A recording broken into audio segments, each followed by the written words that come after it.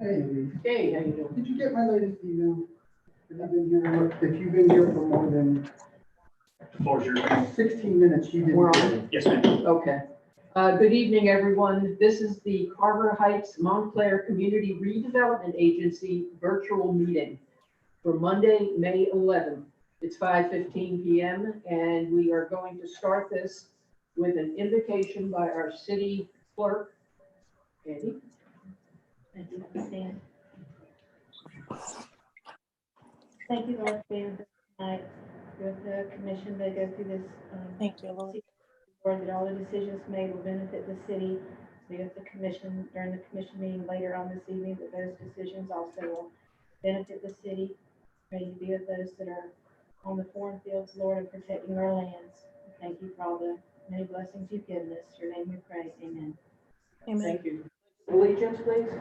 I pledge allegiance to the flag of the United States of America And to the republic for which it stands, one nation, under God. indivisible, with liberty and justice for all. Thank you, everybody. First things we need to do, by the way, virtually, we have on here Dr. Erica. We have on here Mr. Connor, and I believe that Mr. Hurley is going to be joining us. So regardless, we still have a quorum. Okay.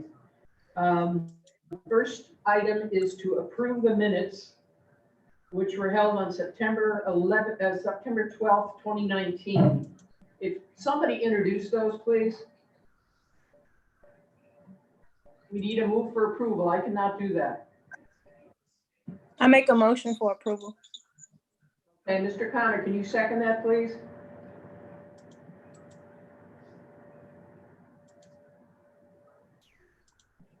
Mr. Connor, can you second that motion, please?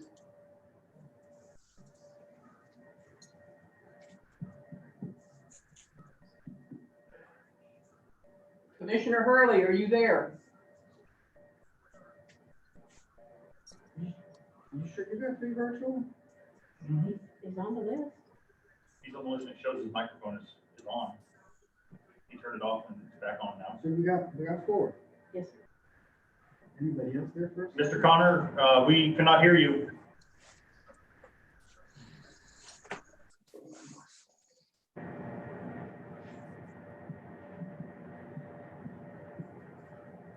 Mr. Connor, is your microphone on?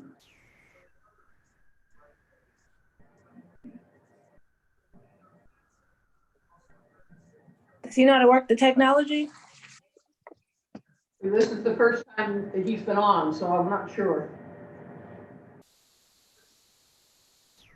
It appears that his microphone is turned on. Okay. Dr. Jasper. Hey, I'm gonna have to do it on my phone. I can't hear him. I can see him, but Mr. Connor, can you bringing up second the motion? I just heard him say he can't hear us. I heard something too. Madam Chairman, this is Ken. I just called him. He cannot hear anyone. So I'm gonna try to talk to him on the phone to see if I can get him to turn his microphone on and his volume up. Okay, thank you.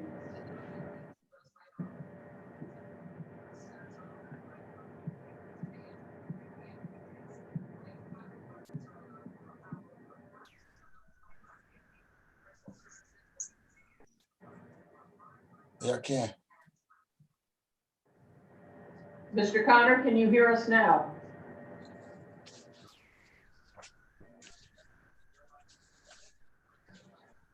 Okay. Yeah, we have a minute.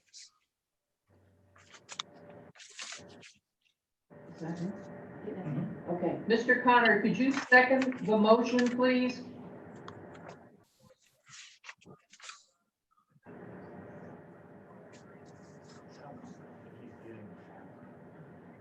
Yeah. Is that a second? That's a second. Thank you. Okay. Roll call, Amy. Commissioner Curley, I still have no microphone for Commissioner Hurd. Commissioner Jasper, Present. No, we need a vote on the motion. Oh, This is- sorry. Yes. Approve the minutes. Thank you. Yes. Sorry. Commissioner Connor. Thank you. Say. Present. Chairperson Dennison. Yes. Okay, we only have one resolution tonight. Hey, what, that was in a minute? Yes. You probably postponed this meeting. Postpone this, you didn't Yeah. have full vote. We actually are going to postpone this meeting until the next general meeting, as right now, we don't have the amount of commissioners present on the line. So we will be pulling this meeting until the next meeting in May. Thank you, everyone. Without Jay. Elise, Oh, there you are. it's 5:21. Why are we pulling the meeting at 5:21? We're not pulling that meeting. You were supposed to be on a CRA meeting at 5:15. Oh, well, thank you. I didn't want to be on that meeting. Well, now you're not. It won't be done until Yeah, it's best just to do it's that best one to next- go, and we'll next just time. do that in the next meeting, okay? Yes, ma'am. Thanks, Jay. And I will call. Yeah. Mr. Connor and Doctor, thank you. We're gonna hold this meeting off until the next regular commission meeting. Okay, great. Thank you so Thank much. you. All right, thank you. Okay.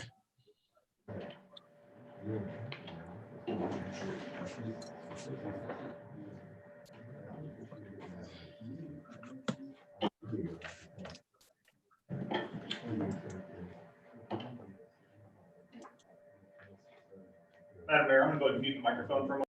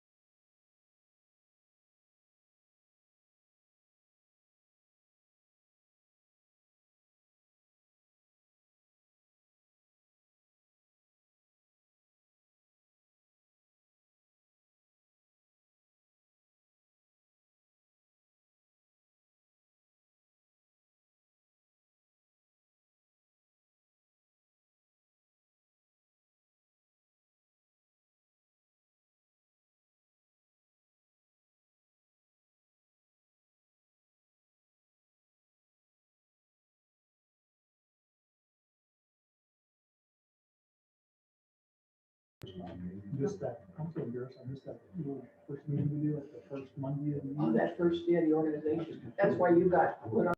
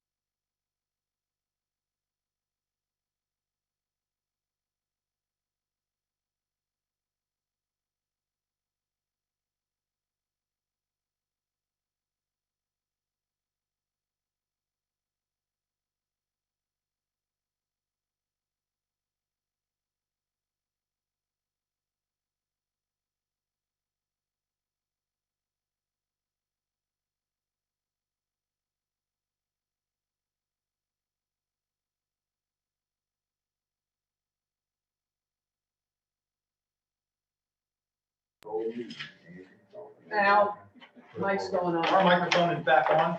Commissioner Roebuck, Commissioner Hurley, if you could verify that you're hearing us okay? Yeah, I can hear you. Yes, sir. Thank you, gentlemen. We're gonna go ahead and start. It is 5:30. This is the virtual meeting for the City Commission of Leesburg for Monday, May 11th. It's 5:30 PM. And I've got a statement to read.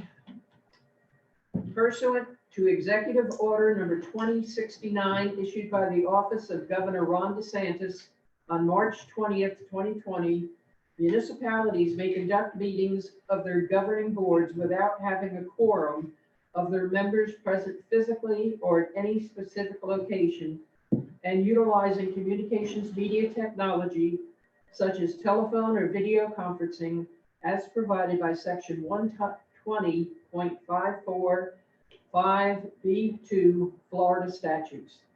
Procedures for the public comment will be explained by the city attorney shortly. The members of the City Commission appearing remotely for this meeting are Commissioner Dan Roebuck and Commissioner Jay Hurley. The meeting has been opened with a prior prayer and the Pledge of Allegiance. And so I would like to put this on to the city attorney, please. Thank you, Mayor. The material for each item on the agenda is available during business hours at the city clerk's office and online 24 hours a day at www.leesburgflorida.gov. Any person may be heard by the city commission through the chair for not more than 3 minutes on any proposition before the city commission, unless modified by the chair.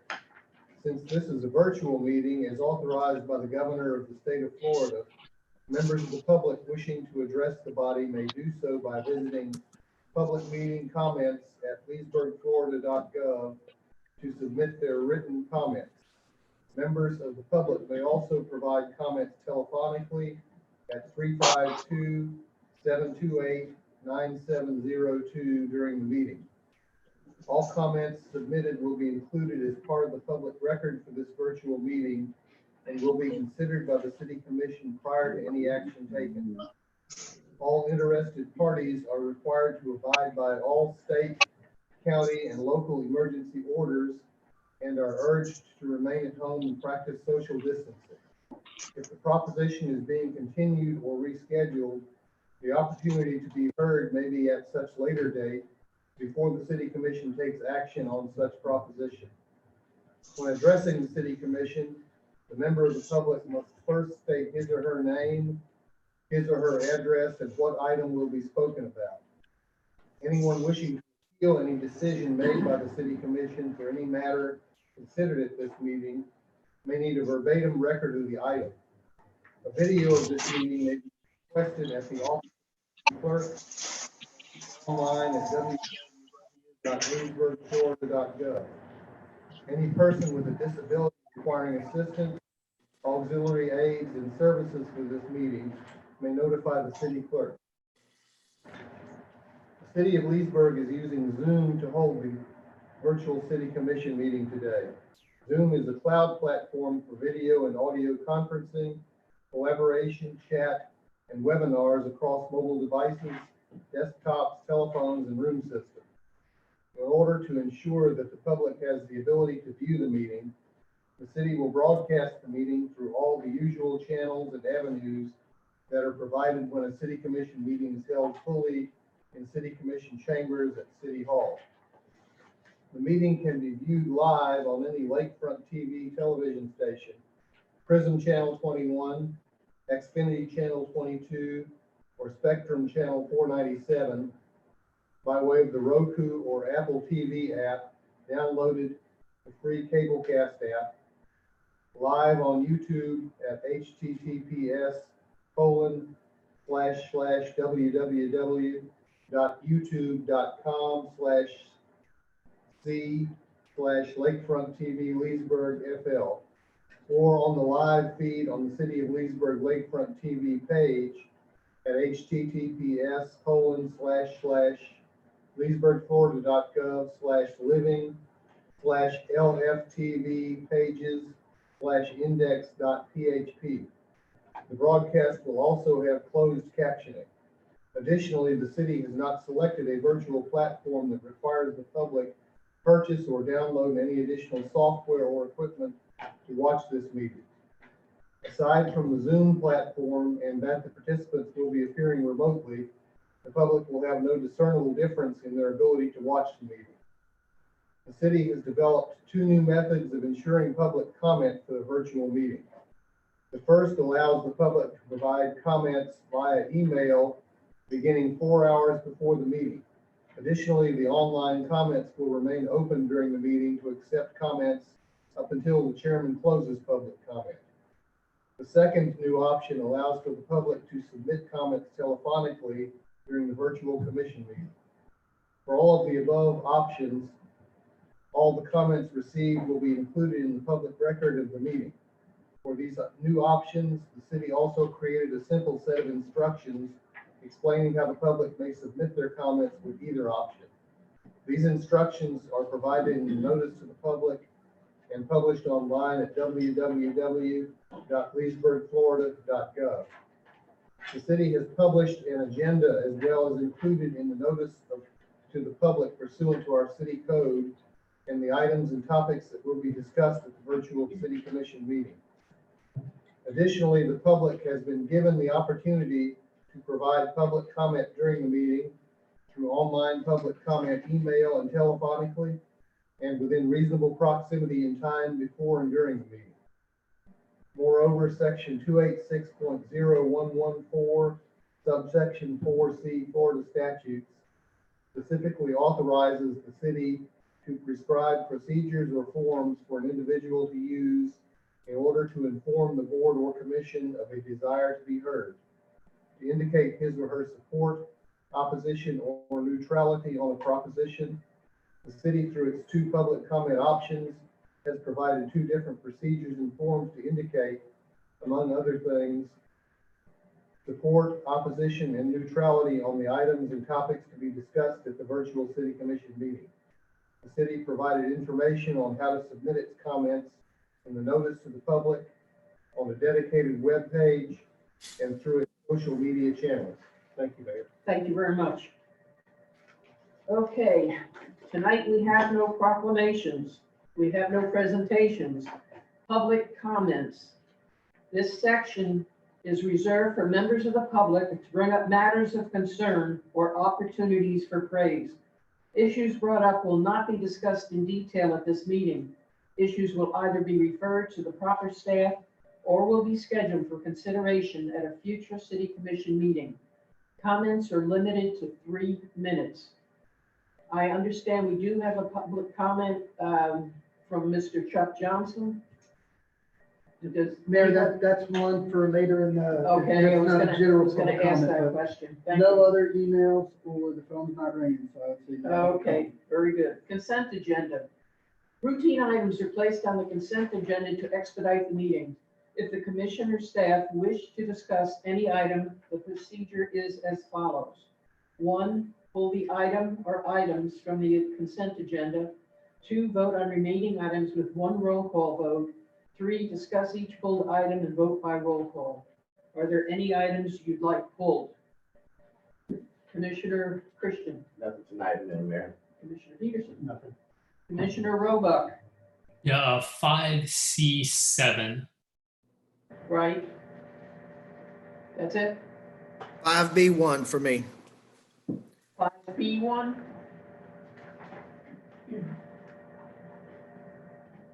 Okay.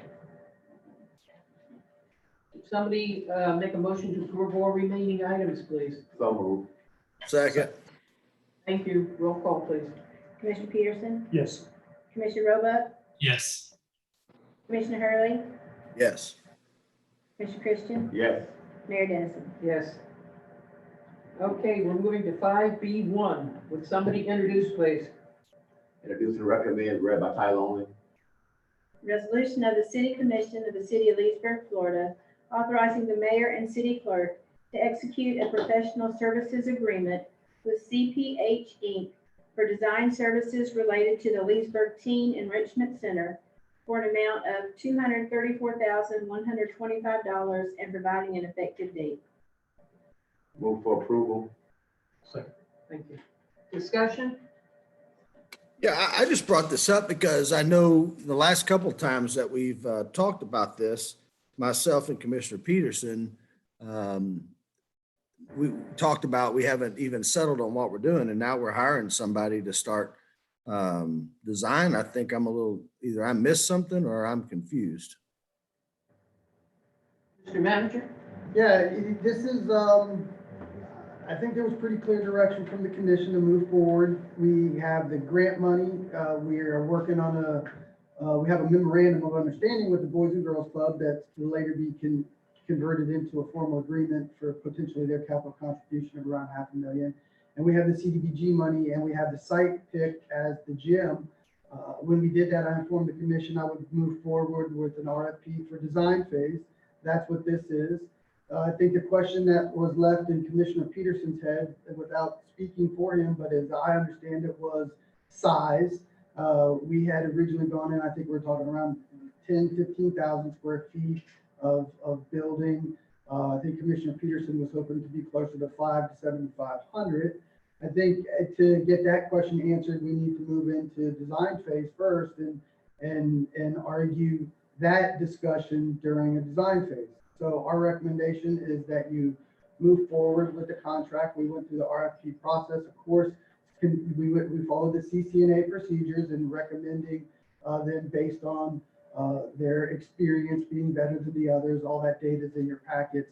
Their cost proposal then to us was that about $234,000, and that is about 10% of the money that we have allocated towards the capital project. So I would inform the commission that professional fee is within standards. So our recommendation is to move forward. Thank you. Okay, so I knew we were, I remember most of that. I think maybe I just was looking for some clarity. We're spending $234,000 for somebody to tell us what we should build. Is that correct? And you got the design, we're gonna go design, bid, build. Actually, we're doing construction manager process or construction manager at risk on this. Your next RFP will be the contractor at risk to help us with that part. Well, we still have to go through a design phase. So we still have to put foundations and specs and trusses and roofs and elevations and all of that. So there's still a design component with this, and that's what this RFP is. Okay, so I'm saying is this doesn't determine size or how much money we're spending? This will determine size and how much money you will potentially spend. So they're going to design this based on what square footage? What you tell us, we're moving forward with a 10 to 12,000 square foot design. We will, through that process, we'll be using the construction manager. That contract will be coming next. We'll be going through and doing basic design criteria, working through a team that we'll put together from the city staff as well as Boys and Girls Club to come up with a best fit. As we get into stages of the design, we will bring that forth to the commission with your review of the design, elevations, cost estimates as we move forward. And the commission at each checkpoint will give feedback and modify the design as we move forward. The process should be very similar to what we did with the Venetian Center. Okay, so we're just going ahead and going with 10,000 square feet. I wish you'd have just said that. We're going with 10,000 feet. Well, your question was a little more in depth, but the initial design is 10,000 square feet. I know there's some of the commissioners question that, and my response back to that was to examine it as we move forward. And there be ample time for the commission to investigate what size you do and what cost you spend before we get into construction. All right, well, hey, if everybody else wants to go with 10, 12, that's fine. I mean, I just thought that when last conversation we had was that we would discuss what size and how much we were going to spend at a later date. That's the meeting I was at. But if you're just going ahead and going with 10 to 12,000, then that's why we're spending the money, is to design a 10 or 12,000 square foot building. And it's not to just get ideas. Jay, I understand your comments, and I was a little taken back, or not taken back, but I thought it was moving fast as well. But the two comments I had before were, obviously I support this site, I support the concept. I did raise the question of why we're building 10,000 square feet adjoining a 14,000 square foot gymnasium. And then going back to how this all started, the community was divided. There was an argument over where to put it. I just threw out the idea of maybe, it's just an idea, maybe 5,000 here and 5,000 or 6,000 over off of South Street by the other two schools. But so that was what I brought up previously on the issue.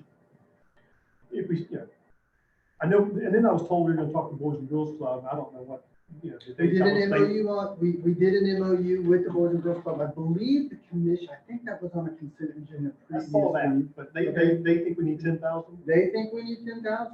So, this number is, I appreciate Commissioner Hurley's response, and all I can tell you is 10,000 number shouldn't be a surprise. This process shouldn't be a surprise. And this process is exactly how we did the Venetian Center.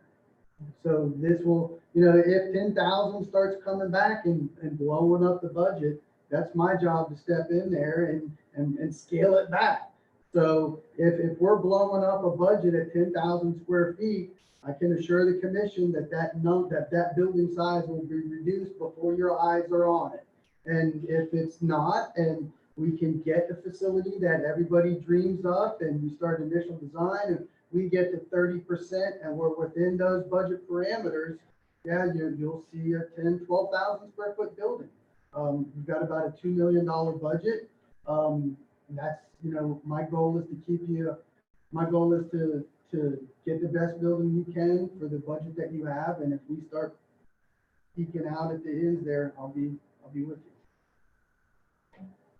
Any other comments? Well, I'm excited that we're moving forward.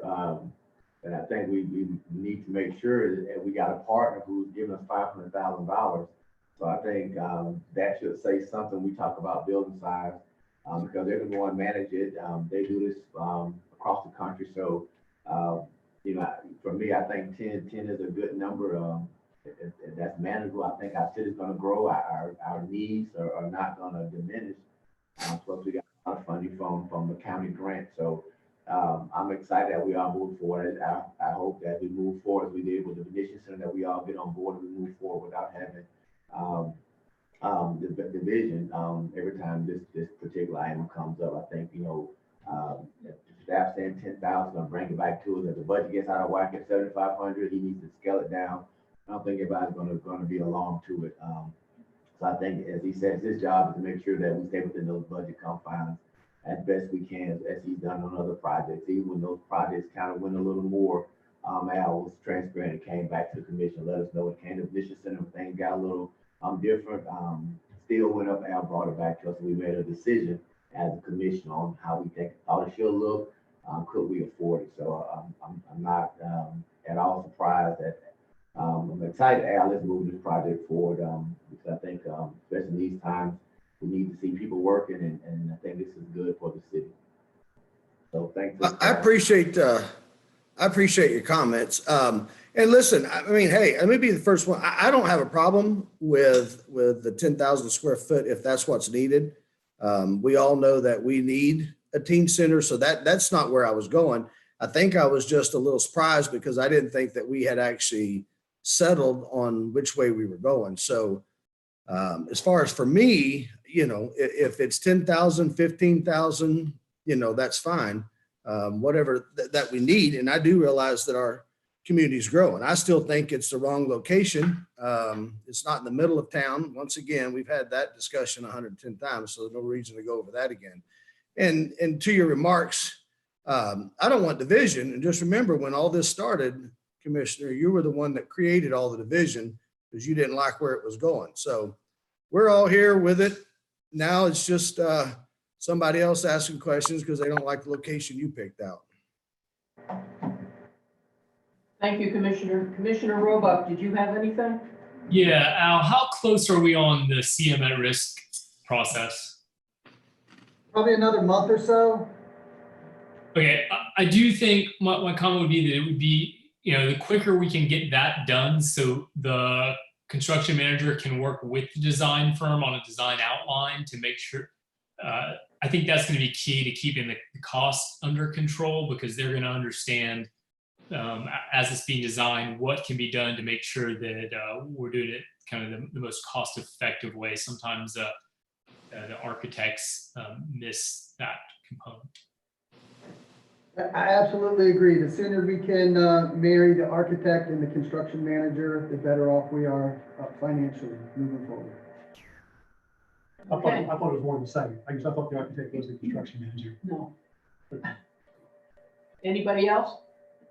Okay, I just have to add that I thank you for the information and whatnot, but I feel totally comfortable that as we go through this with step-by-step review, we will be able to address this as it builds. So thank you very much for that explanation. Okay, roll call, please. Commissioner Roebuck, Yes. Commissioner Hurley, Yes. Commissioner Christian, Yes. Commissioner Peterson, Yes.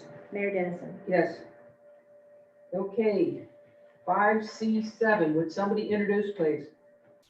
Introduce and recommend read by title only. Resolution of the City Commission of the City of Leesburg, Florida, authorizing the mayor and city clerk to execute an interlocal agreement with Lake County regarding lakefront TV and providing an effective date.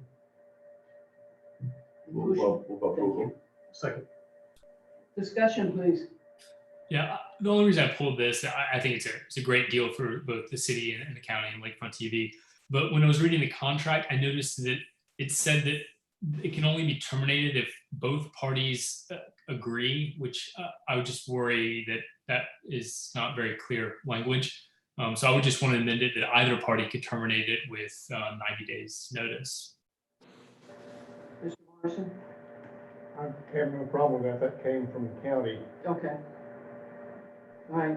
We can get back to the county if you want, but I think it's an issue that is not going to affect us. I will say that they're in a hurry for it, as they always are. Absolutely. They have to have it back on the 19th.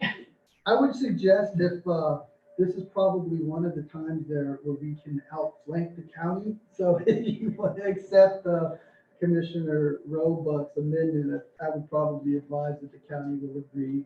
And it does, the change as Fred pointed out, that it's drafted to favor the county. So if you do Commissioner Roebuck's change, it favors either party. It's a little more mutual.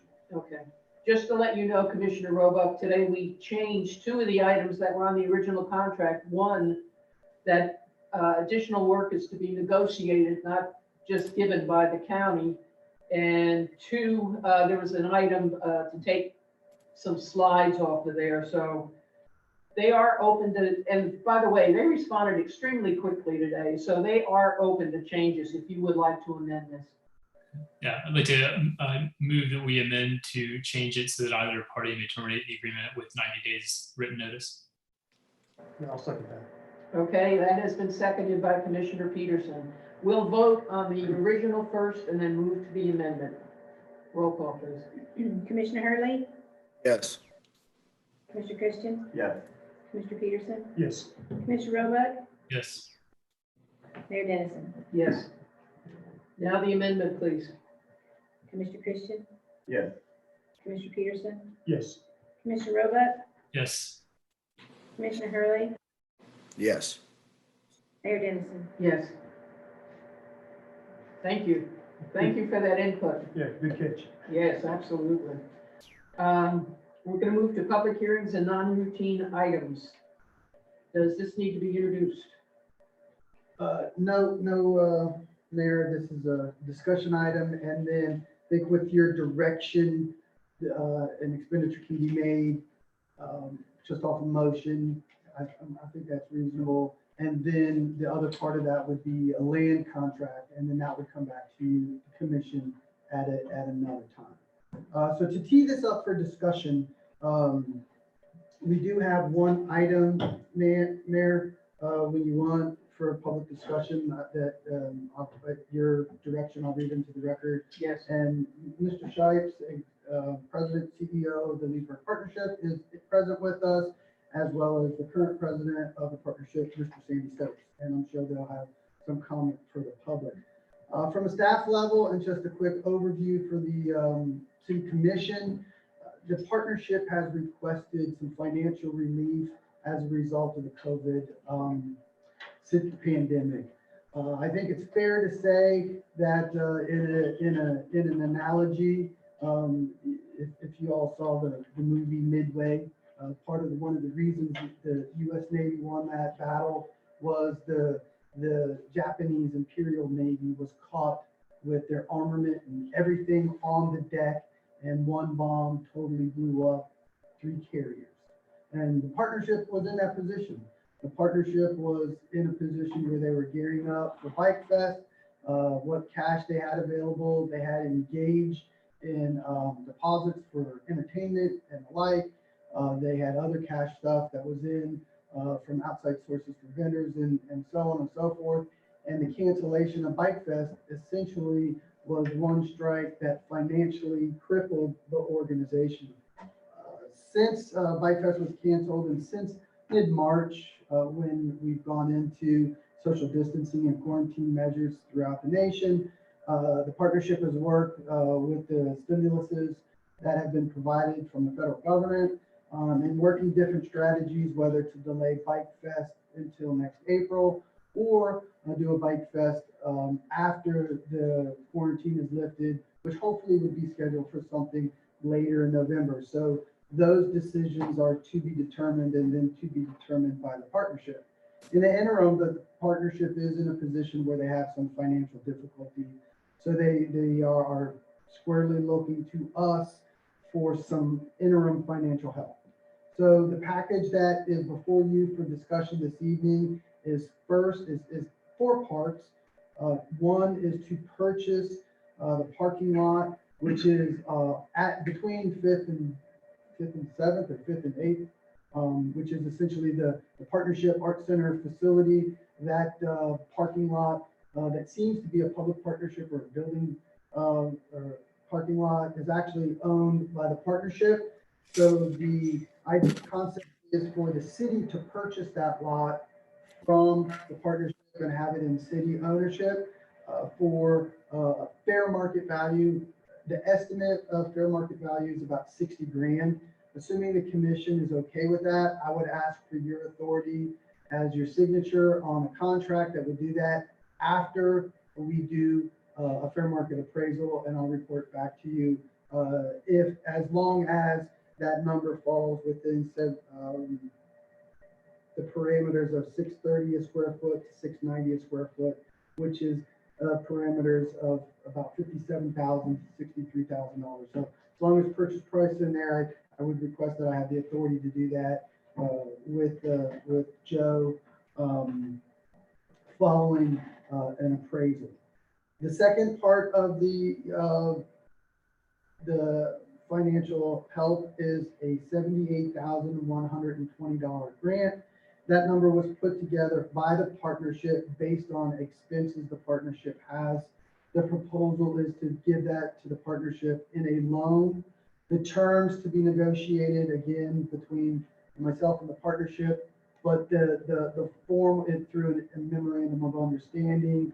But the basic form of that would be $78,000 payable now, and then paid back beginning May 1, 2021, which is after 21 Bike Fest, in 12 monthly payments at no interest.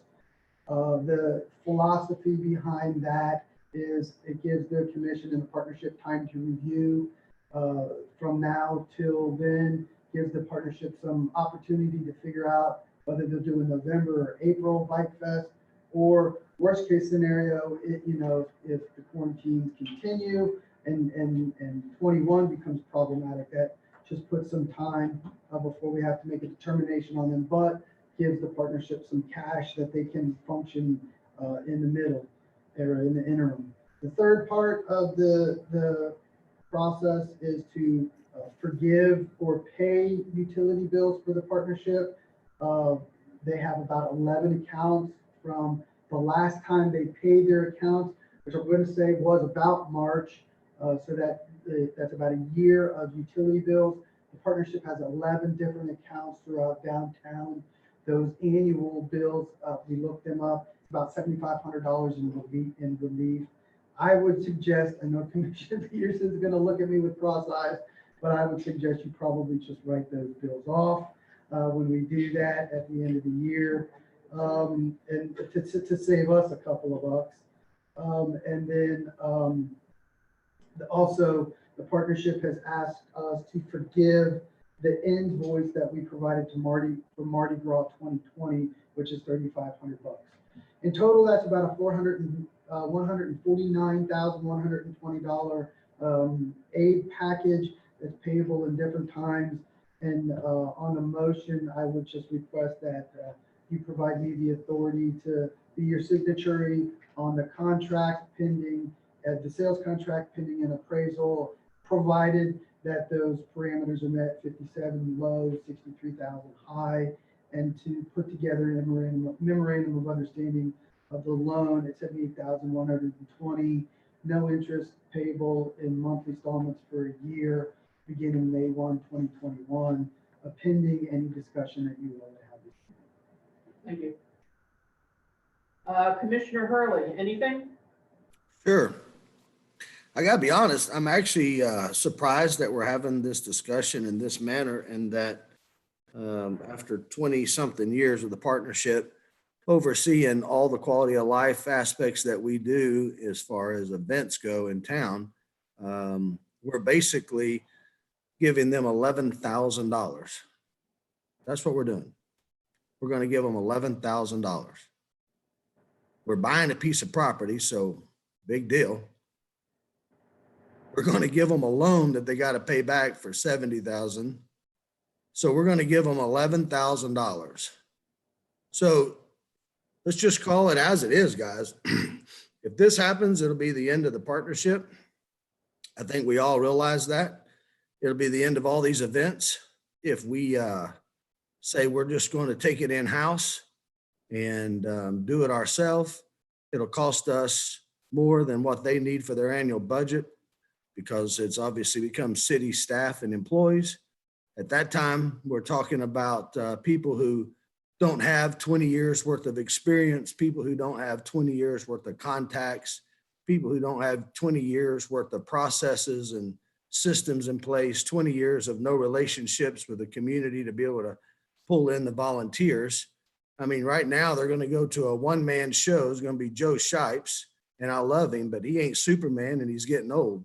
So at the end of the day, there's just so much anybody can do. And to have one guy try to put on all these events and hope that he can rally in some volunteers, because we don't want to come up with any extra money to help after 20 something years and all these events, is just, it's a little surprising to me. So, I mean, for me, I know when we talked before, and obviously everybody's had there's been a lot of sidebar meetings, but you know, they were in really to be able to run their budget, to keep going. This is of no act of their own. COVID wasn't anything that they did wrong, like any of the rest of us have struggled and had to make adjustments. And, you know, they're a nonprofit. They're not in the money-making business. They're in the quality of life entertainment event business for our city. So, you know, I'm not pleased with this offer at all. I think it's a little Band-Aid, and you're going to give them $11,000, and then, you know, a couple months down the road, they're going to have to sit back and realize that they don't have any options, and one man can't do it by himself. And then where are we going to be? We're coming out of COVID when people are really going to be needing neighborhood and community involvement, and quality of life issues are going to be more important probably in the next 6 months than they've ever been in Leesburg. And people are looking forward to all these events. And now we're just going to say, here's a Band-Aid. Hope you can pull some kind of event off. If we change up and the partnership loses, you know, who knows what we'll get, if anything. And so, you know, I mean, this bike weekend alone in itself brings in, I can't remember the number exactly, 20 million to the region or whatever, but I mean, it's staggering. So I don't know if we need to reach out to Lake County, you know, and try to see how they can assist with it. But I really think that we have got to step up to the plate, guys and girls, and we have got to make sure that the one thing that keeps all of our events happening in this town and that makes us Leesburg doesn't go away because of the setbacks in the COVID-19. Thank you, Commissioner. Commissioner Roebuck? Well, so I have mixed feelings on the whole thing. I think to start with is that the partnership has done a tremendous amount of good for Leesburg with the events, as Commissioner Hurley spoke about, for 20 years. And I believe strongly that the events need to stay not being run by the city. I don't think the city would do a good job running events. I think trying to keep the partnership doing events is a worthy goal. And I think this package does that. But on the other side, while they could not have anticipated COVID, they could anticipate that Bike Fest was going to be rained out or something. I know back when I was on the board, that discussion was held, and the reserves were not built up to cover one. And I think that is a failure on their part. There are lots of reasons that happened, but it happened. It's where they are. I don't think that keeping the partnership fully staffed when we can't have events, you know, unfortunately, that just doesn't make sense. I try to liken this back to to 2009 when the economy crashed. I certainly didn't cause the housing crash, but we had to cut about 70% of our staff, and the people that remained took big pay cuts because they're just people weren't building. And unfortunately, I don't like it, but we're in the situation now where we're not having events. I think it's incredibly unlikely that there will be a bike fest in November. I think it's wise that they're reserving the date in case something happens and does allow that to happen. And they've been very clear that it's contingent on CDC guidance. And so, yeah, let's be ready, and kudos to them for doing that. But I just don't think having having a full staff for no events for several months makes sense. And I think that the partnership as an entity, to their credit, has recognized that, and they're taking the steps internally to scale back in survival mode so that when we emerge on the other side of this, which we will, we just don't know when, we can scale back up and get ready to operate again. But you know, there's a lot of businesses that through no fault of their own are going to go out over COVID, and you know, we're not going to go bail them out. There's going to be other organizations that are going to need help. So I think this is a good compromise. I think it keeps the organization intact in a way that allows them to scale back up when things return. Once events go back, they can staff back up and move forward. We have other organizations in the city that I'm sure can help fill the gap in the meantime. So I like this approach. I think it's the best thing we can come up with in what's all around a bad situation. Well, the only caveat I have is I'd like to see the money, us approve the entire amount tonight, but I'd want to see it be given out in the loan in quarterly increments, because the money's not needed all at once, and that just gives us some control. Trying to think of, you know, if I were personally loaning the money and there's no need for it today, I'm not going to write the check. I might approve it, but on a draw schedule, similar like if you were building a house. So the first draw being immediate, and then quarterly afterwards, and that should take care of any of their operating needs along with lot purchase. So if I can just ask a question for clarity, and I see what you mean, but I think for me, first off, all we're giving them, again, let's remember, we're giving them 11,000. That's it. So we're going to space out 11,000 over quarterly payments because we're buying the property. We're buying the property, and the other one is a loan. So, I'm talking about spacing the loan out in quarterly payments. And well, I mean, if they want to borrow the money when you come into, you know, the bank, I mean, anyway, it don't matter to me. But my point is, I think my question is, and I understand where you're coming from a business perspective, but for you, when you cut back 70%, you're cutting back 100 employees or whatever the number is. I don't know exactly, but you're cutting back a large amount of employees. We're talking about total staff is 3. And number 2, these events, if we're going to tentatively do them, there's a lot of planning and organizing that has to happen. And listen, if everybody's in the mindset that we're in COVID-19 forever, then we're probably going to all be on a real different page with me, because this thing is winding down. I mean, you know, we're getting back to normal. So we're not going to be in COVID-19. I mean, as much as I'm enjoying commission meetings on Zoom, I see it's coming to a rapid end. So my point is we do have to be ready. And as soon as they open the doors, you know, and say you can start having events again, we're going to hire people back then and say, well, now we're allowed to, let's hire people back and start planning for 3 months down the road. And I think that was my perspective, is I know how much planning they have to have, just like you. I've served on these boards too and been involved. And Sandy, you're in the room, correct? Yes, sir. Yes, he's here. Can you come to table, microphone, camera, whatever it is?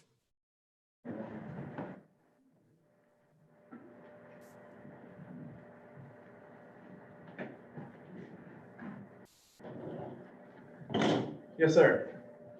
Afternoon, thank you.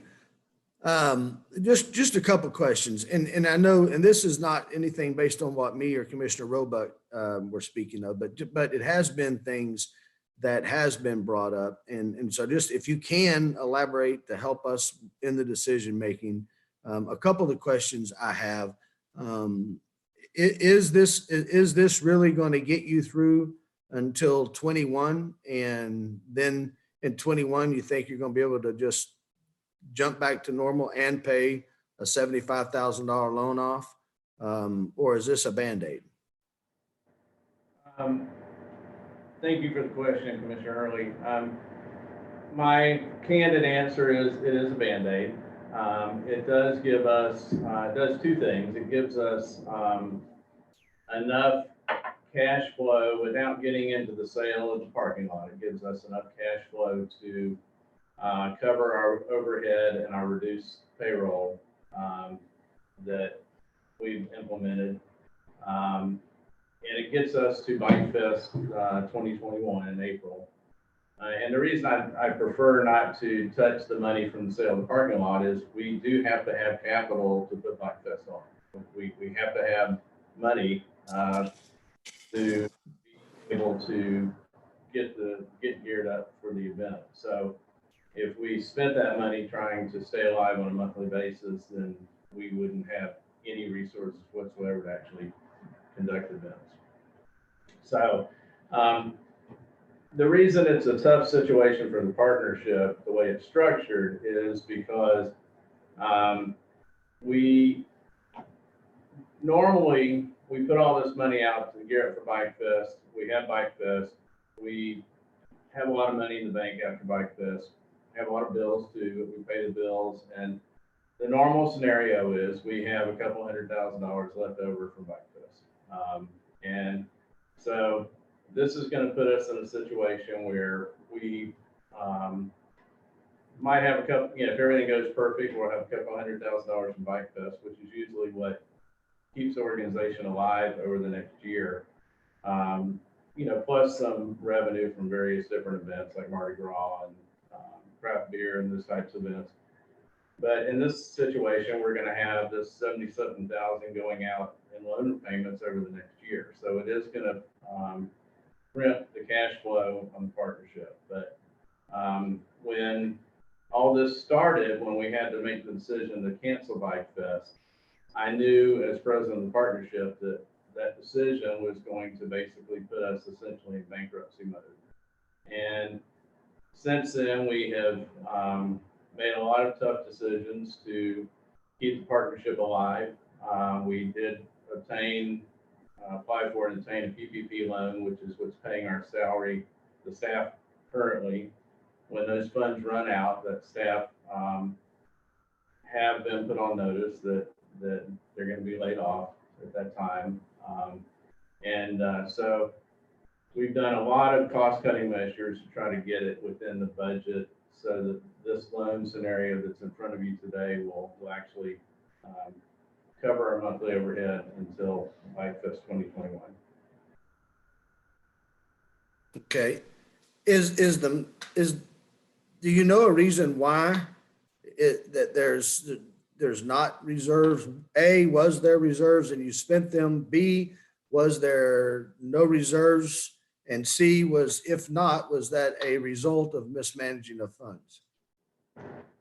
No, we have reserves. I've been on the board for about 3 or 4 years, and we've added $15,000 to $20,000 each year to those reserves. I think the end of our last fiscal year, September 30th, we had around 135,000 or so in reserves.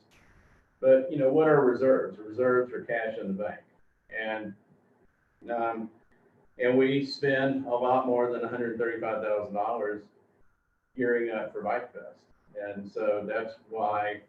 Yes, we had reserves, but we also had a huge financial commitment to be able to put Bike Fest on. Our music contract, it's a 3-day music festival with basically 10 a.m. to midnight free music on 5 different stages. And so that doesn't come cheap. Headliners don't come cheap. And, so those are all the kinds of things we spent on. So I don't believe there was any mismanagement. I think that the partnership actually does a very good job of managing their cash flow and accounting for all the cash and making sure that we don't have any losses, or if we do have losses from theft, It's extremely minimal. But there's no way that we can put Bike Fest on without having all this upfront money go out. It's just the nature of putting on a festival like that. So I don't believe it was mismanagement. I think it was extremely horrible timing. You know, So, and I don't know if this is a question or for you or for Joe, but can we cut back the 2 staff and then gear up overnight and be ready for events in November? And well, it's going to be sooner than that. I mean, we'll start in October. The fall events that we do start in October. Are we going to be able to just gear up the day, or how's that going to work? well, I think that's probably more appropriately a question for Joe, but I can comment. Joe is going to be here 40 hours a week. He's got a lot of time, especially right now with not a lot going on. He has already laid the groundwork for November Bike Fest. A great deal of that logistics have already been worked out by him. Most of these smaller events are logistically set up and broken down by independent contractors to come in and do the setup and the breakdown, the cleanup, those kinds of things. Is it an ideal situation for him to be doing this by himself with no staff? Absolutely not. But we're committed to doing what we need to do to make sure that the partnership survives and move forward. You know, we're not going to be able to do 34 events a year with just Joe, which is what we did leading up to this on an annual basis. But we certainly can do all the major events. You know, we're already working in July. If the COVID doesn't come back in the fall, we'll be doing craft beer. We'll be doing our festival at Ski Beach that we had planned, or that we did this past year that was so successful, and also Bike Fest if it all works out. I have personally some doubts as to whether those events are all going to take place just because of the COVID-19 situation, but we are ready, willing, and able to make it happen if the CDC and the governments that we have to take direction from say that we can do it. Well, I'll just echo. I mean, I appreciate that. I mean, I think that for us, I mean, we got 6 weeks or something like that before we're at 4th of July.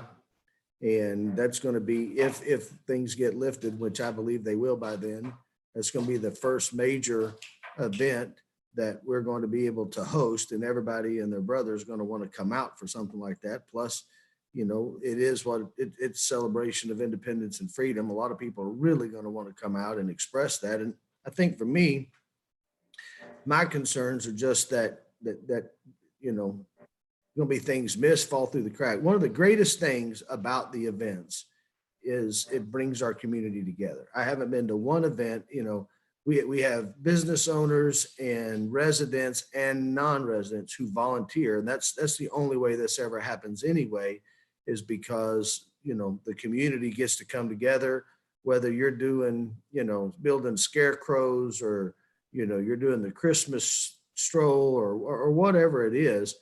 That's the things that bring us together. When you take those things away, we're not there no more. So, you know, I still think that if there was a number out there that would keep the partnership going and keep us up. I mean, listen, if a year from now, if you need $300,000 and you say that gets us solid through the year and lets us plan for the bike week in 2021, then I'm a support of that. If we're in COVID-19 a year from now, then nothing's going to be in business, so it won't matter. Thank you. Commissioner Christian. Hey, Joe and Sandy, to everyone. I guess for me, it's of course a partnership. We all know they do great things in our community as well as other organizations, and for me, this is kind of a slippery slope on so many levels. I can just see the Chamber of Commerce coming in next meeting, the Center for the Arts coming in the next month and the CDC coming in next month. And why they do events on this magnitude, I can see them saying the same thing. We got staff that we can't pay, and we got to cancel our events as well. Reading over the Joe's email that he sent to Al, one thing that alarmed me, and Al had put in his transmittal, said we presently have a $30,000 line of credit secured against the property that we're going to buy. I think Al did say an appraisal, which I was hoping that he would say, but we would need the city to guarantee the line of credit in lieu of the real estate. My first question is, if I'm buying property, why in the world am I going to guarantee a line of credit? If I'm buying a property, I think it should be free and clear. We don't get entangled with any guarantee in line of credit. If we buy a property, buy a property. That's on the email. And then also it talked about the vacant lot owned by Chicago Fire Produced for parking lot at the appraised value. Again, that alarms me because I'm buying property. I don't want anyone telling me what I got to use it for. It seems like, and Joe's transmittals seems like the city's going to buy the lot and we're going to have to maintain it and keep it a parking lot. So I'm totally against buying property and someone telling me what I have to use it for. So if that has not my support, if I'm going to have to be tied into a future commission tied that this lot is a parking lot. Talks about the loan of $78,000 at 0% interest for 1 year, secured against deposit. I think in Al Transmitter says kind of the same thing. I'm kind of alarmed that there's no, and I know, I mean, a future commission come May 2021, the party hasn't made one payment. I don't see the commission, or I don't want to force the commission to make a decision. So I would like, if we're going to do that kind of arrangement, that there be some type of repercussions if payments aren't made. By what we're saying here, if the partnership with COVID-19 is lifted and the partnership of the Bike Fest November 2020, that's going to be fun. That'll be there. Then again, they're going to have another Bike Fest in April. So that'd be almost twice as much. And we're saying from a taxpayer standpoint, make a first payment May 2021. We don't know what that payment is. So just like if I went to a bank, there's some repercussions if I don't make a payment. And I think there has to be some level of expectation from the city to the partnership that for $78,000, and you know, I kind of disagree with Commissioner Hurley. This is still taxpayers' dollars. It's not $11,000, $78,000 that we're saying to a nonprofit. We're going to give you $78,000 as a loan, and we get 0 interest for 12 months. So I'm, you know, I don't want us to think that it's just something we're doing because the partnership, they do great work, and you know, we don't probably want to agree the city staff or high city staff to do these events. But at the same time, I want to make sure that when we do these type of agreements, that we do have other nonprofits in our city who could come to us and who we have the same respect as we do for the partnership as have for other organizations. I think my question is saying, and Joe, is that I know Commissioner Roebuck mentioned about reserves, but there was no assurance that covered the fact that if something catastrophic happens at the nature that all the money you spend out is covered. I would think if I'm have that much money, $100,000+ on entertainment, that I'm going to have some type of insurance that's going to cover me in this type of event. And I'm sure it happened around the world. I'm sure around the country, everybody's not going to go bankrupt for special events. So that's one thing I would, you know, being somebody who puts on events, and of course I pray and ask God to help make sure it doesn't rain. But it's something that we always try to cover because we don't want our organization to be hindered if something happens that's COVID or a rain delay. So I would recommend that if we go forward with this arrangement, that the partnership brings back to the city council a very aggressive approach on putting reserves in the partnership account, that this won't happen again. Because I don't want to be in this position next year, 2 years from there, says we need $200,000 from the Leesburg City Council to help us afloat. I love Joe, I love Joni, but when you got salaries of almost $200,000 for 3 people, that's a nice salary for a small city of Leesburg. $53,000, and I think almost 40-some thousand for a nonprofit. I mean, that's a nice salary for anybody, and let alone a small nonprofit that's coming to the city saying we need almost $100,000+ in cash and what you already give us every year anyway.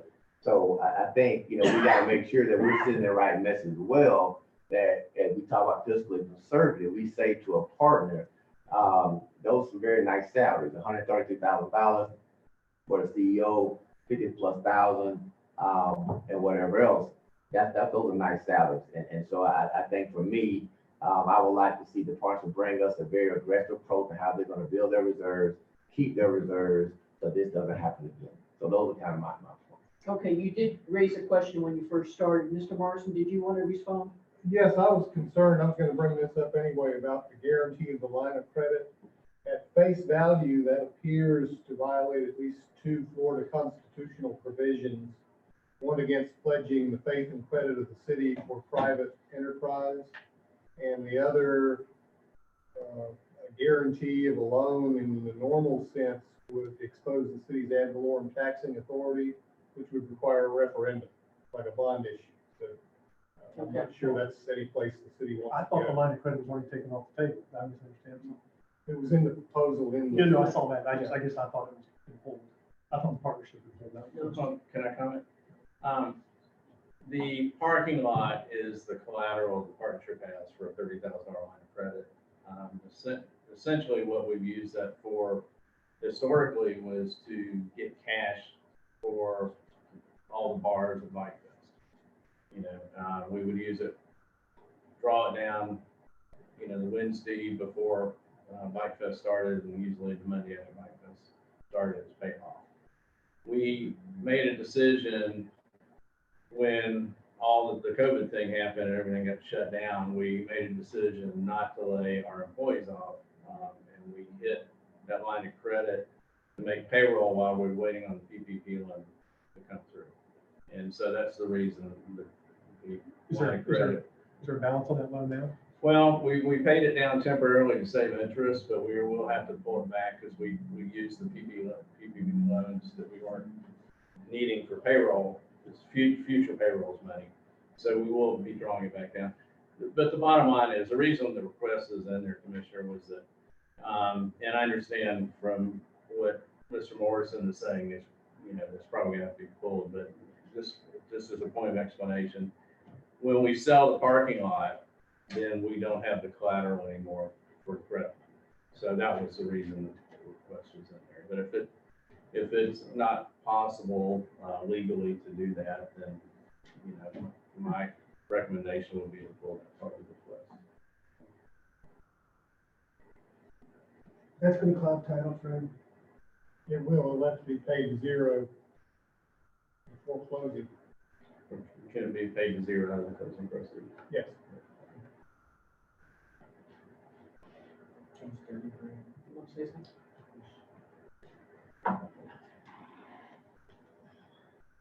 Commissioner Peterson? I think Jay, I agree with a lot of Jay's comments, almost all of them, probably all of them. I'm a big supporter of the partnership. I value what they've done in our community. I moved here 22, 23 years ago to work downtown. First time I saw downtown, I almost changed my mind and decided not to move here. I thought I made a mistake. But I moved to Leesburg. I worked downtown. It was tremendous. And I was involved with the partnership. And I look at what they've done to our downtown. The partnership has to survive, in my opinion. This is an unusual situation. But I think, we need the partnership to continue for the benefit of our downtown, the entire city, the events they put on. It's my understanding a lot of cities, and this is alluded to, we'll take this in-house and do it. We don't want to do that. I think Joe does it more efficiently. He also does it with fundraising dollars and et cetera, whereas the city would just be a direct expense to the city and no benefit fundraising from the community. The partnership is, in my opinion, has made an effort to cut costs. I think they've been very aggressive, maybe overly aggressive in staff, but I compliment them for that. The reserve issue, I understand that comment. I think, like companies in the Great Recession, companies during COVID-19, everybody's learning from this. The partnership is going to have to build up reserves in the future. There's going to have to be an understanding. We just can't do this every time. We can't be the safety net for the partnership, 3, 5, 7 years down the road. So there have to be an action plan by the board to establish reserves in the future. No, I will support this. We need the partnership. I started with this comment, we need the Leesburg partnership to survive. We do not want to mothball the Leesburg partnership and try to ramp it back up in 6 to 12 months. Okay. Let me ask you, Fred, the general fund is going to be paying some of this money. Is there any legality issues with that? No, the purchase of the property is an outright purchase, so that's fine. The loan, at least as it's set up, is gonna be a loan. If it's not repaid, as Commissioner Christian said, I'm not sure what the recourse is other than a civil suit against an entity that has no assets, which is not where you wanna be as a lender. And the others are similar to the grants that you afford to other nonprofits in your budget. Just So you regular have to have amounts? that little agreement they sign, that all the nonprofits sign tailored for that, that's doable. So I don't see a problem with it other than that guarantee proposal from a legal perspective. Okay. Mayor Dennison, on Yes. your comment to Fred, I would have proposed, and that's why I bring this up, that on purchase, we make that out of the downtown CRA. Do you have issue with that? No. That'll help the Right. general fund a little bit. Okay. And when can we anticipate a appraisal of that from the city appraiser? Well, we don't have one on record. We've used Larry King or we've used Todd Barfield. If you guys, we don't have a city appraiser. I would go to Yeah, one I of those two. think we might want to have an appraiser. I just recommend we just get another appraisal than the two you mentioned. You use somebody different than those two? Yeah. Okay. Okay. I'm very glad that you brought up the issue about the 0% interest in the discussion on this. So this discussion was very well needed. My question is, if the Bike Fest in the fall doesn't happen, or even if it does happen, when are you going to be coming back for more money? Never, I hope, Commissioner or Mayor. Do you I have honestly funds to don't go ahead and put this on? Well, I do believe that we have the funds to do the next Bike Fest, and let me explain. A lot of the money that we paid out, gearing it for Bike Fest, is still there. The music contracts are still in place. The Okay. performance dates have just gotten changed. And a lot of those bands have already agreed to, well, if we can't do it in November, they're on the calendar for April. So we don't have to come up, if normally we have to spend $250,000 to put Bike Fest on, we don't have to come up with that again because we've already got it in place. Okay. So I do believe that we can function. This is a bare bones, but it's a lifeline that you guys have hopefully be able to offer us, and we certainly appreciate that. Now, with the 2 staff members that you're releasing at the end of this month, is this going to be viable? I mean, do you have enough volunteers and whatnot to pull this off? Yes, ma'am. Well, our payroll doesn't affect the volunteers, but Right, that's what I mean. you know, a November Bike Fest is an unproven commodity. You know, we know pretty much how many people are going to show up for an April Bike Fest. So it's a bit of a question mark, but we're going to hope that the community is going to come out and support us like they always do. Okay. Internal question. Mr. Minner, you sit on the board of directors for the partnership. Should you be the one negotiating agreements and deals on this? I'll leave that to the city attorney, but as a matter of record, when the partnership board voted on approving this package, I abstained. Yeah, but you just said you're going to be negotiating this deal. That's why I abstained. Al, aren't you just a liaison? I'm a member of the board. Are you? Okay. Probably a good idea for appearance's sake that someone else do that. Yes, most definitely. Ooh. I'll have Jim do it if that, Jim Williams. That would work. We can resign from the board. Mr. Mayor. Okay, now, just moving on, we did have a comment come in from the public. Mayor, you wanna negotiate? Actually, Mayor, moving forward, just in the anticipation of this, this is kind of impromptu. But, I think the city manager, I think, kind of just historically has always served on the board. Being that we are in some critical time, with the commission's approval, I think for this case, it's probably good to have someone outside, and I would have our finance director do that. But in the future, it might be better for me not to serve on the board. If you don't mind, I would tender my resignation, Okay. if that makes the commission feel happy. I think in this situation, that's probably a very good idea. I was half joking, half serious. I meant that in the I context. mean, I think there'll be other issues that may That- come up. I absolutely. would rather be the representative for the city, so I'll tender my resignation. Thank you. I would offer out to the partnership that for any meeting you want me to attend or represent or, give you information, I'm happy to do that, but probably moving forward, it would be best not to have that conflict. I think that would be safer for you, okay? Before you tender that though, you handed out some papers.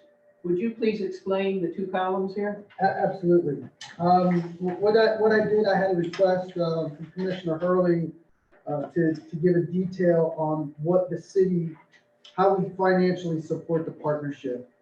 So we support the partnership by providing personnel for cleanup or public safety or what have you. And we also pay a few of the partnership bills with the utility expenses, maintenance, and then the annual grant. Then we also get a revenue in from the partnership for Mardi Gras and for Bike Fest, which is a reimbursement for those expenses. So before you is a 3-year pro forma for fiscal year 19, 18, and 17. The yellow column shows the total expenses. So those are all in kind or direct cash out that you can pinpoint of this is a cost the city had.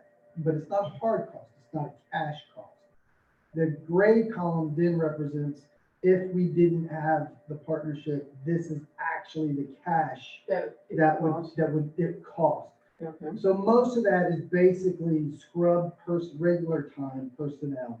And then the gray really becomes an actual bill we paid or an overtime cost that's immediately associated with one of the events that's in that chart, which is craft beer and food festival, the Christmas stroll, Christmas parade, Mardi Gras, the spring Chris Fry, Bike Fest, 4th of July. So overtime or a bill.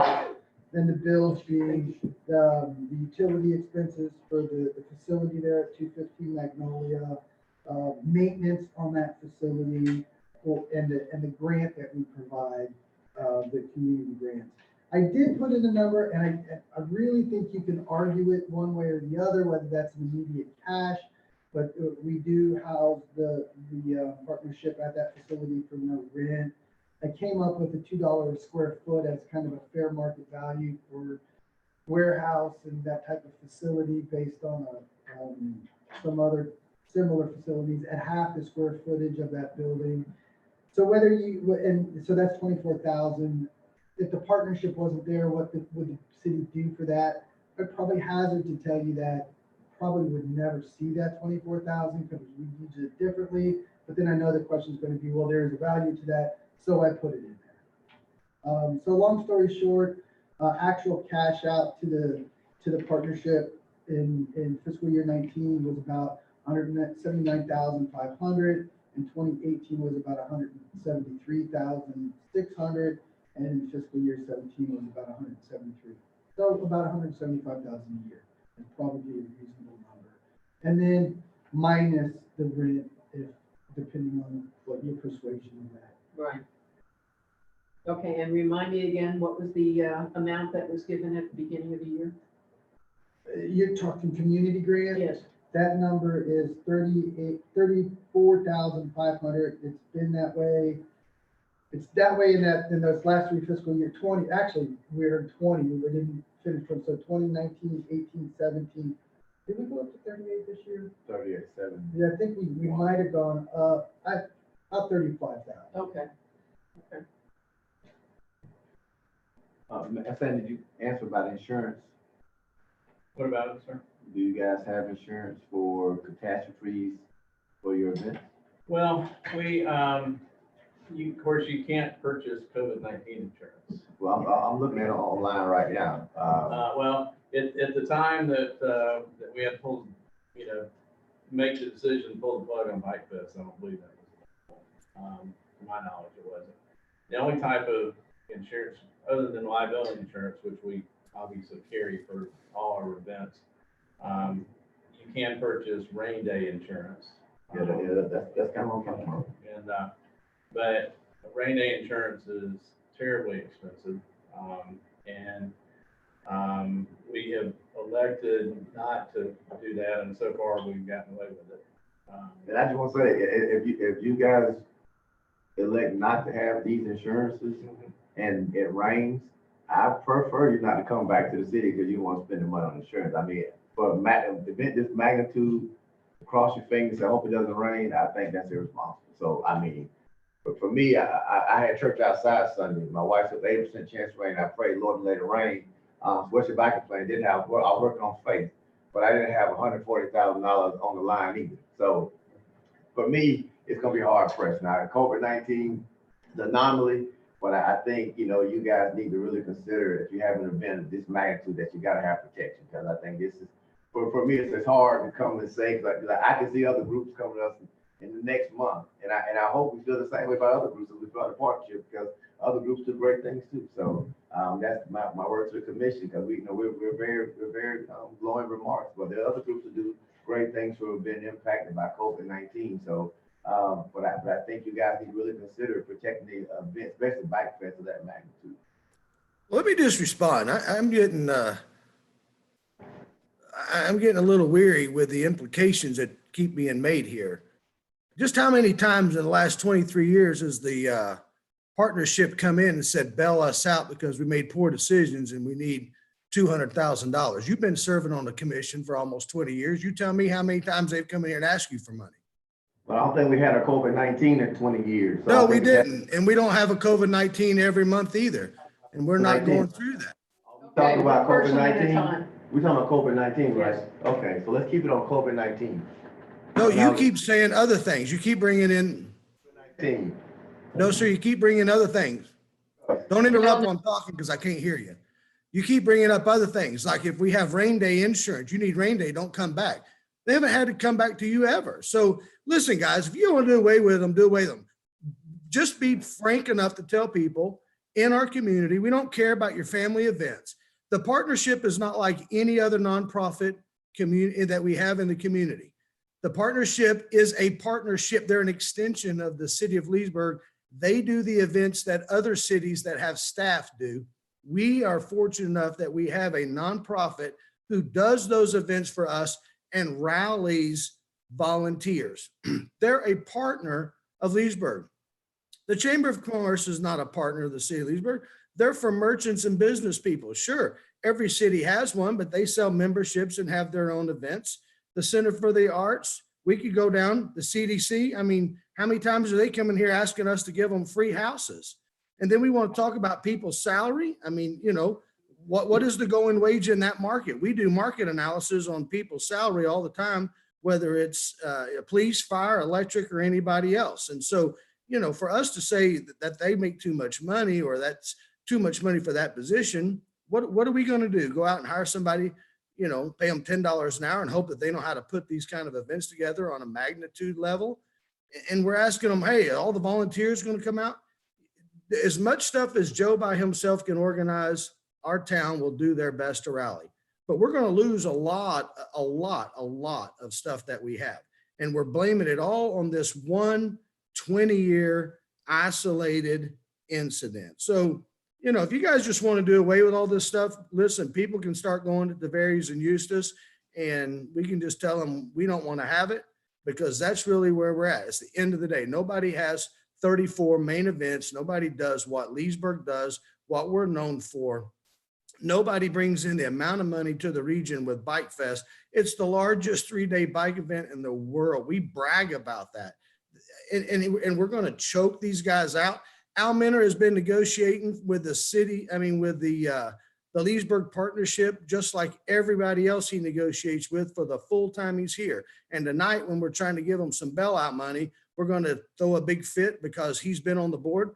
It don't matter who in the city negotiates this. Al Minner's going to be the one on the other side of the desk telling whoever what our negotiation is because he represents us as the city manager.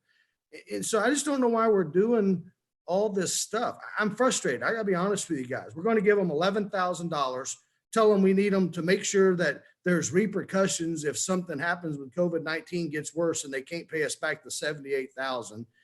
And we don't want to buy their property now, and so I just wish you guys would just quit using fancy words and just say, you know what, we're just going to get out of the event business and listen, let's just get out of all of it because we're just wasting time and kicking a can down the road that we're eventually going to have to deal with. Okay, thank you, Commissioner Hurley. However, I think that requiring a business sense is important in any negotiations, in any request for funds. This is city money. This is the people's money that we're giving them. So we have to make sure that it's handled correctly, that if they come back in 2 months and ask for another $150,000, there's reasons for that. So please turn off the oh God, don't do this to the city. This is a business decision. It certainly is. And I'm as astute in business as you are yourself, Mayor. And let me be honest with you. We do this a lot. This is just a point though.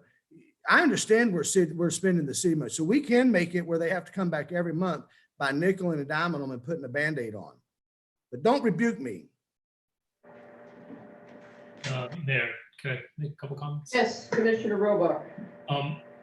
So I guess, one, they have actually come to us for money two years ago when Bike Fest, there was a bad Bike Fest and they came back and asked for more money. Not this much, but they have.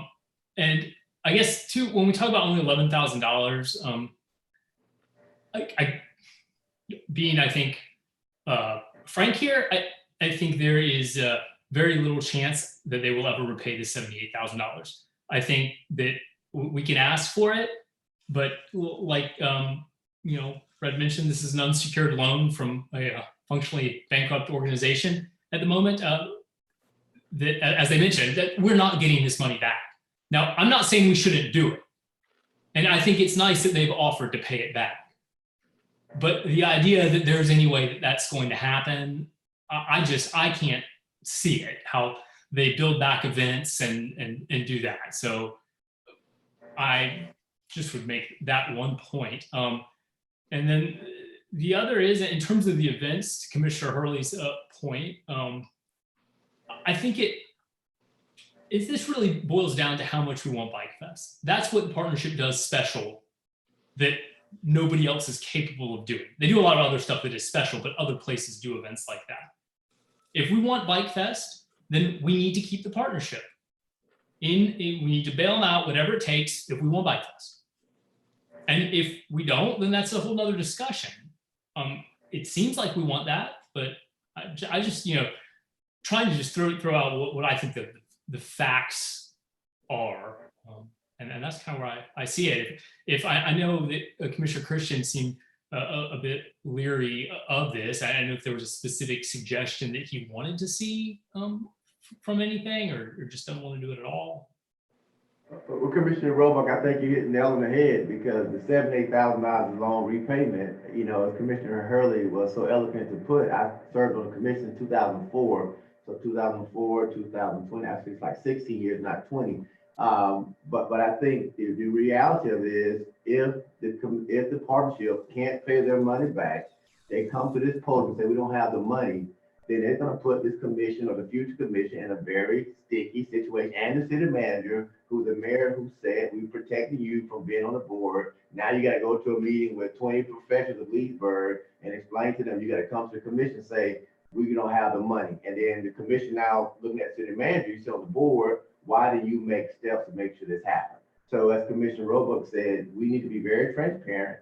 We probably won't get this $7,000, $8,000 back. And if that's okay, let's make sure that people who watch us online understand this commission is pretty much saying not 11,000, we're going to give out 88,000 plus the 30 plus 170,000 we already give the partnership. So we're gonna give about $250,000 because of COVID-19. So let's make sure that we're not saying big words, that everybody can understand what we're saying, that $78,000, we can't hold the partnership head over the barrel because we probably won't get the money back. And this is not, I'm not a rubber stamper. I've talked to Joe numerous occasions. I've been in his office. In fact, I was the one who recommended Joe to ask the commission 2 years ago to release him of the debt that he owes the city.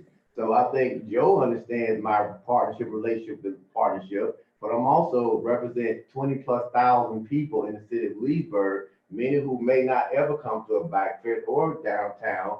So we represent everybody. So there's nothing wrong with asking questions that make people think outside the box. So I think that's what our job is.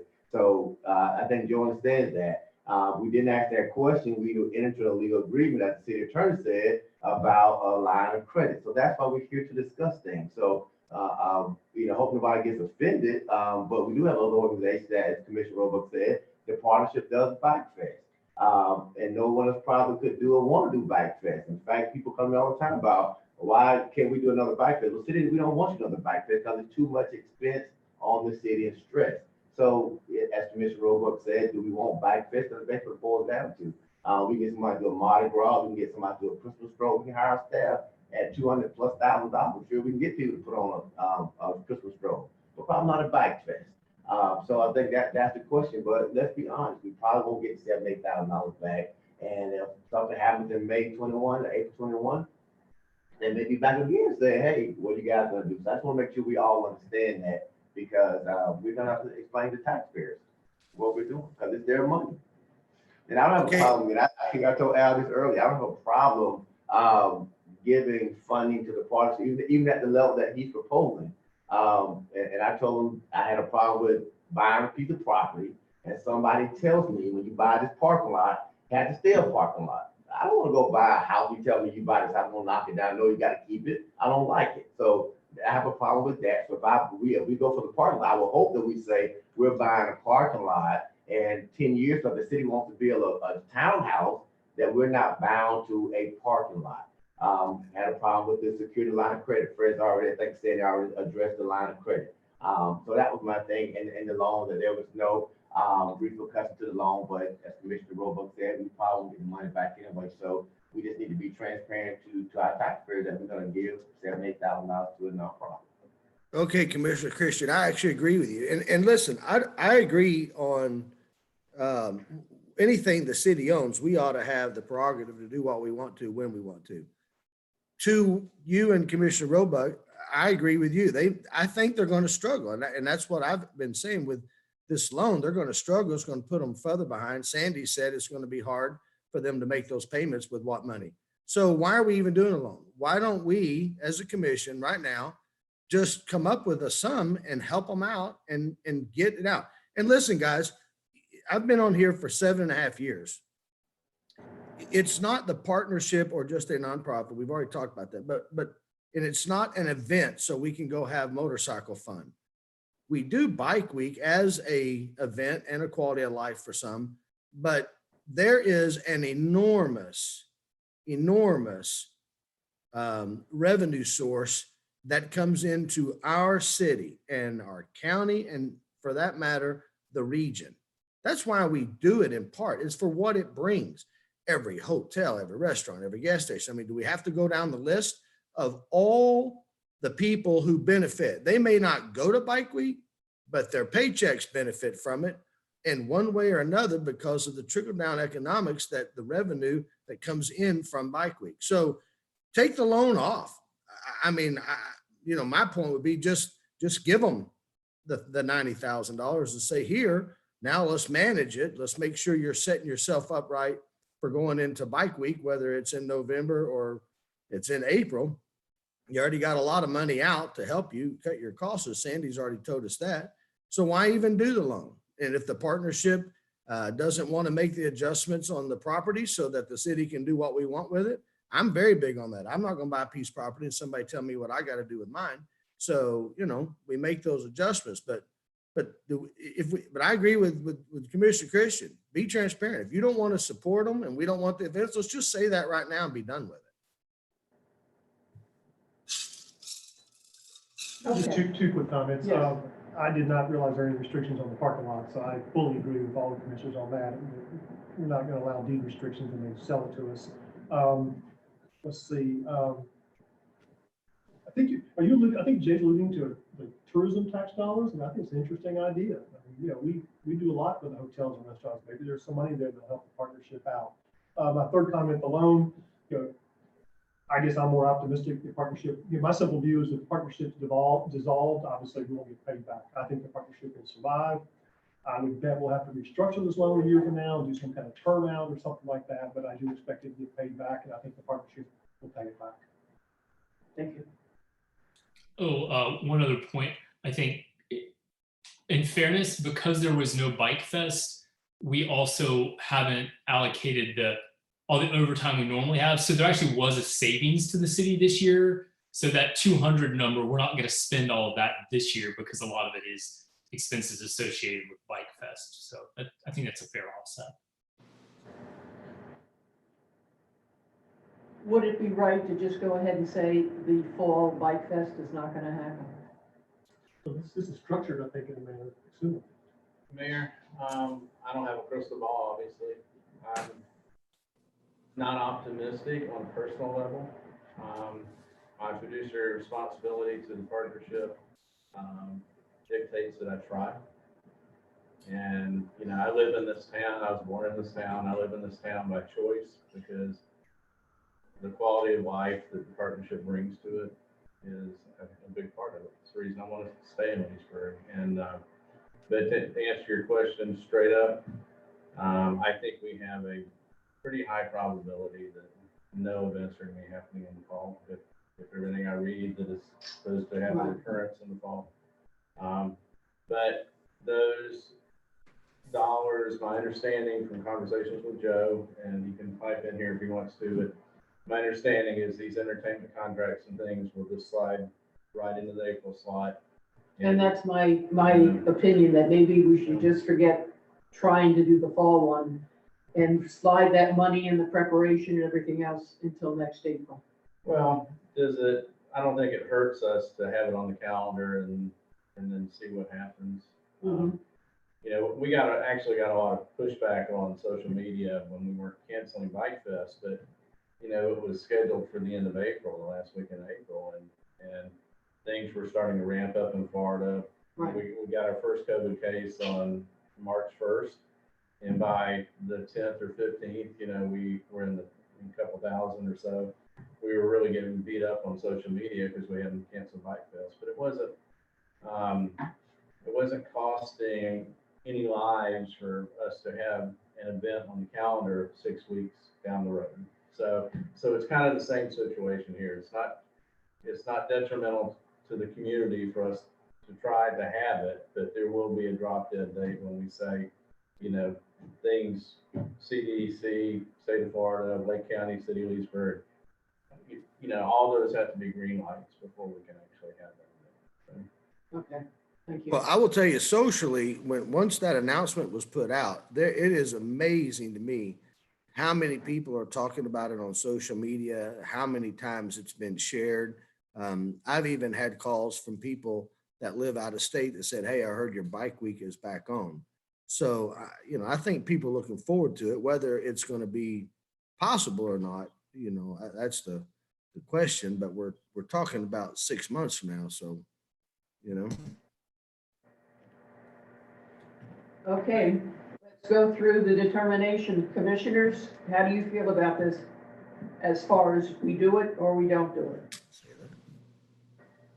I'm a yes vote. Okay, Commissioner Well, Peterson. with conditions on no restrictions on the parking lot. Mhm. That's, well, and then of course the line of credit goes away. The line of credit is paid off at closing. Mayor, can I help you? Yes.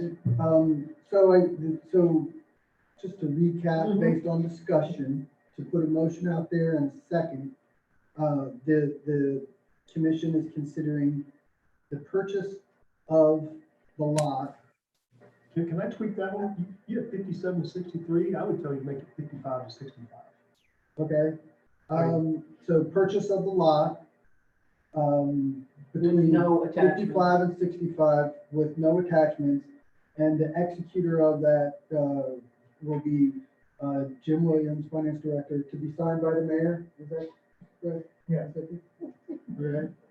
To issue a By the loan. way, I'm sorry, go back to the parking lot. That, we need an appraisal on that. I know that keeps kind of getting slipped over, but. Right, if I fail that, we'll get that in there. Okay. Yep, and it's not to be King or Garfield. A loan in the amount of 78,120, payable in 4 increments with the terms to be, put into a memorandum of understanding executed between myself and, Mr. Shipes. And then forgiveness of the utility bills through April 21 for a year from April to April. And then forgive the Mardi Gras 2020 invoice. So those are the 4 points. That would be the motion.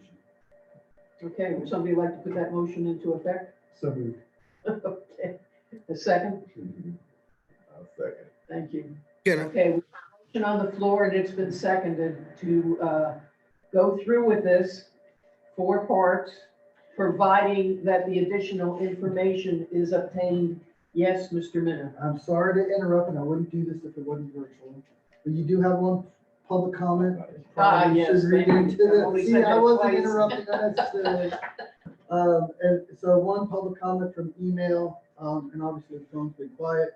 For May 11, 2020 City of Leesburg City Commission meeting.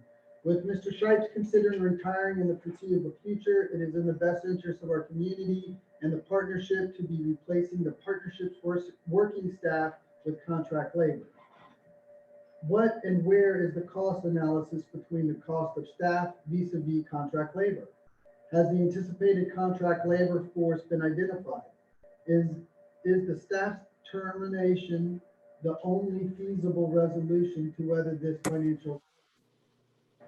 What is going to become of our Main Street program? If it is to continue, who shall head it up now? The existence and support of the partnership is critical to the quality of life in our community. I urge the community to thoroughly investigate the options available to ensure the continuation of the partnership and its staff. Chuck Jones. Thank you. And Mayor, Yes, I was trying to ask a question before we got into this. I said I had made the question I said was, what about if 3 of us were talking about the doubt? Do any of you all have any willingness to convert the loan to just doing away with the loan and just giving the money so we're not back here addressing this later? Or does everybody want to go forward with it as a loan? I'm gonna say loan. okay, one loan. Yeah, I would prefer it to be a loan. I do not expect a scenario where they pay it back, but if things are fantastic and great, then maybe we talk about keeping it in some sort of reserve fund for a Rained Out Bike Fest or something. I don't know. It just, there's so much uncertainty in the future, but I'll say I don't expect to get it back, but I'd rather have that discussion a year from now when we have more certainty. Okay, I just wanted to bring it up. I'm good. Go ahead. Commissioner, as a loan? Okay. All right, there's a motion on the floor and a second. One question. Joe, when are you planning on retiring? I didn't know you were gonna retire. I know you said something about your age and the thing or something, but We're going Medicare this year. what does that mean? That means I'm 60. That's all that means. Commissioner, when I became president of the partnership, that was literally my first question I asked Joe Shipes. Did you get an answer? And the answer he gave me was beyond my year as president, so I breathed a huge sigh of relief. You can be president next year too? Not planning, sir. Question, how much does rain insurance cost? We have an estimate. I'll have to get back to you on that. I have an estimate on it. Okay. And I think it's a great comment, John. My response to them would be, put that in that reserve fund. You know what I mean? That's what we're going with. Some kind of self-insured mentality of kind of all good. Yeah, we'll look at It is expensive, but we can certainly provide you with that number. Okay, The motion on the floor is to proceed with, in looking into the purchase of the parking lot with no restrictions. The partnership loan, which is $78,120 with payback terms and whatnot. Forgive all utility bills through April 2021 and forgive the 2020 Mardi Gras invoice. Is that everybody's understanding? Okay. Roll call, please. Commissioner Peterson, Yes. Commissioner Roebuck, Yes. Commissioner Hurley, Yes, ma'am. Commissioner Christian, Yes. Mayor Dennison. As long as all of that is done, yes.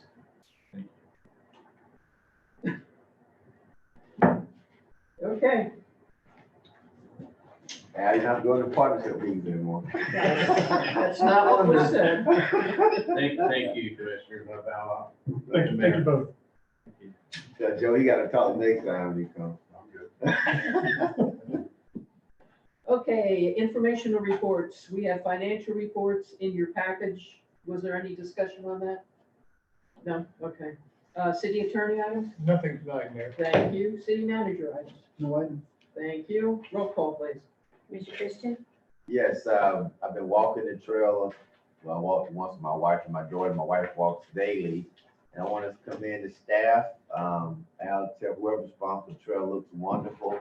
I stopped, took pictures. It was, I walked, we started Berry Park, walked through downtown, came back through Montclair, and the trail looks excellent and nothing but good reviews from everybody who's walking. So great job. I don't know if it's because of COVID-19, y'all ain't working in other areas, but the trail looks really good. So keep it up, man. That's all I have, Madam Mayor. Thank you. Commissioner Peterson, Nothing tonight.